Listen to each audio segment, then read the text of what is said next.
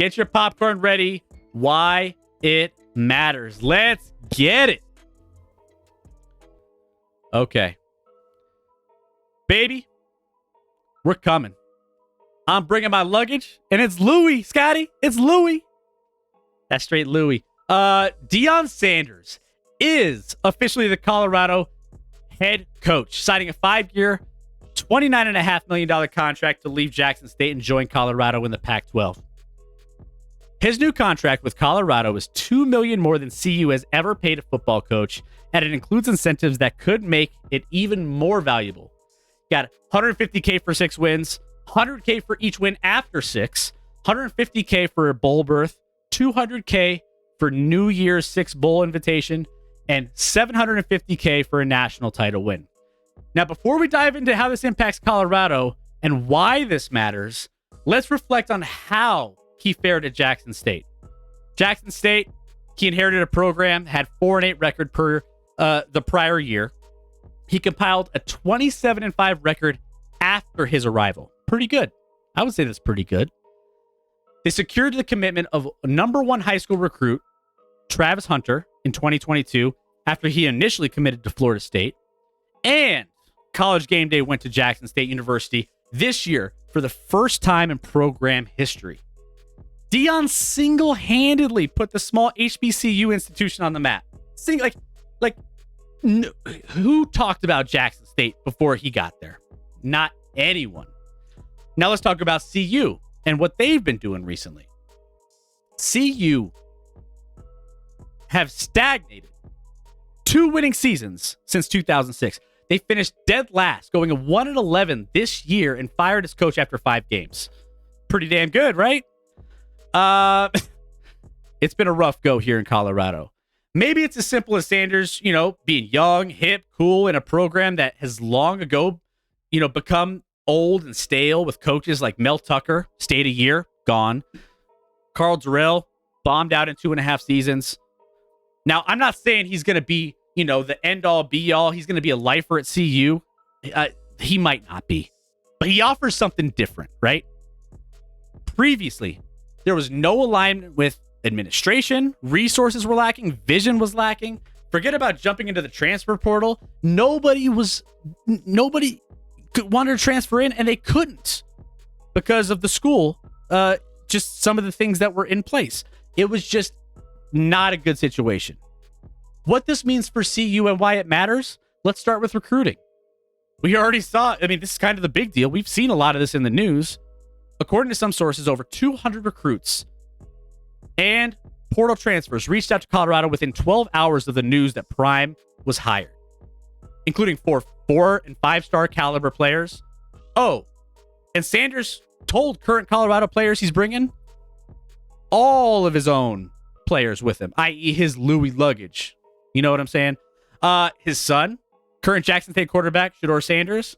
His other son, Shiloh Sanders, safety. Travis Hunter, the former number 1 pick I was just talking about. Winston Watkins Jr., 5-star wide receiver. Jimmy Horn, wide receiver, South Florida. Pretty good. That's we're making splashes already. Prime is cleaning a house that has been run down for quite some time.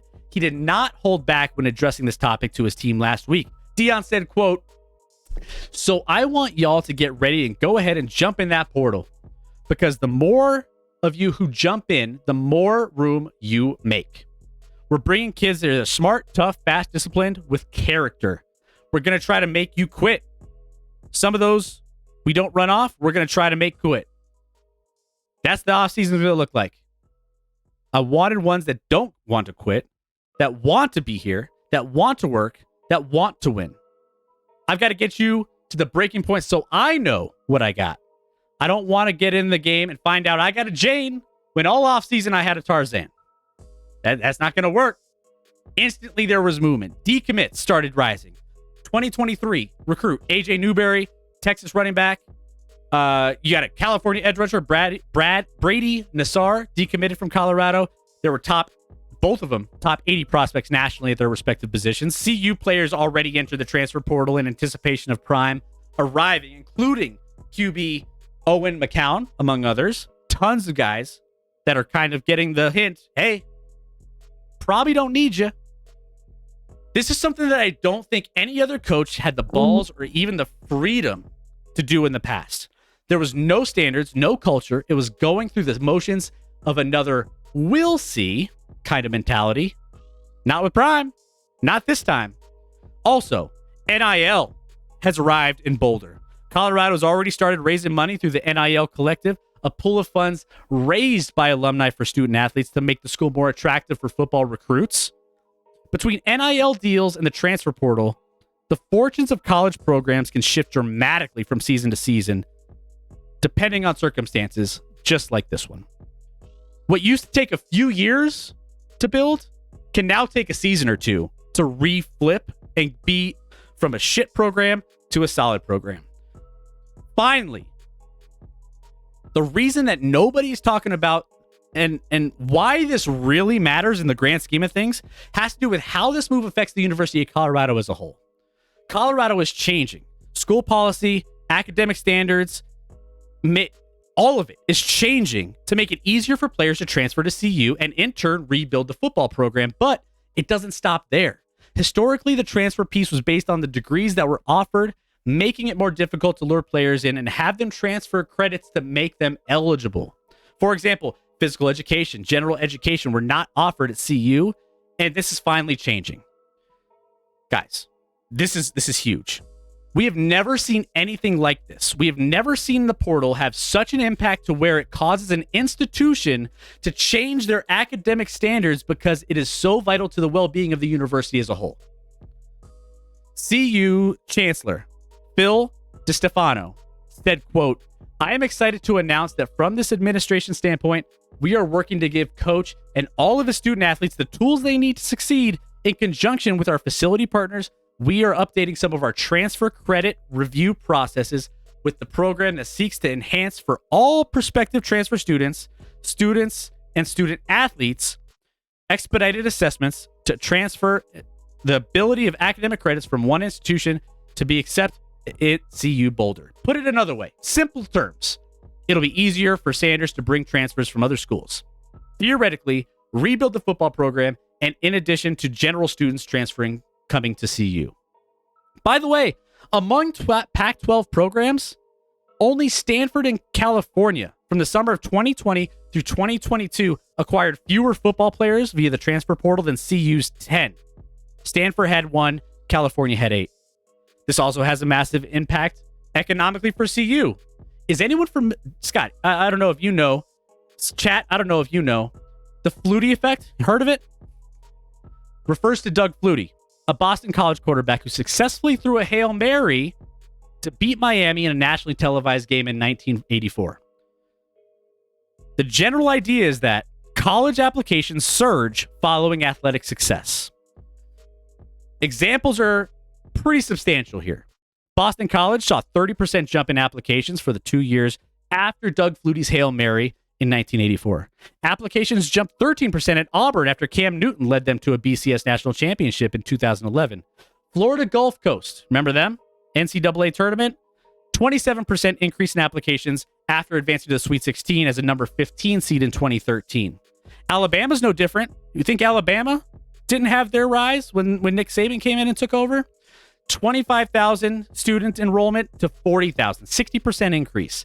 Alabama flipped the majority of enrollees from in-state to out-of-state, which means there are more students who are paying 3x tuition than in-state students, which resulted in $200 million more in annual tuition payments each year at Alabama. The situation with Deion Sanders is no different. He did it here at Jackson State. His presence provided an estimated $30 million economic impact in the city of Jackson in just 2 years. In addition to the school just approved the construction of a new stadium last year. So there's that. That's a big deal. Jackson State President Thomas Hudson had something to say about it too. If you talk about the social media impact and just as a publicity impact, it's in the tens of millions. In terms of publicity, we've gotten the free media we've gotten, the boost of JSU brand and name recognition, the second among all HBCUs in terms of social media presence, and that's certainly due to the part of the Coach Prime and his staff as a part of the JSU community. I'm going to close in this. Think about this. If Colorado ends up achieving even moderate success under Deion Sanders, that $30 million contract could soon look like an absolute bargain. Absolute bargain. College football in Colorado has suffered as of late, and this move has changed the landscape and relevance overnight. CU Buffaloes have become one of the most interesting teams in all of sports, and Deion has put this university in a position that it did not think it would ever find itself in since the early 90s. And for all those reasons, that is why this matters. Damn, Chris. Let's go.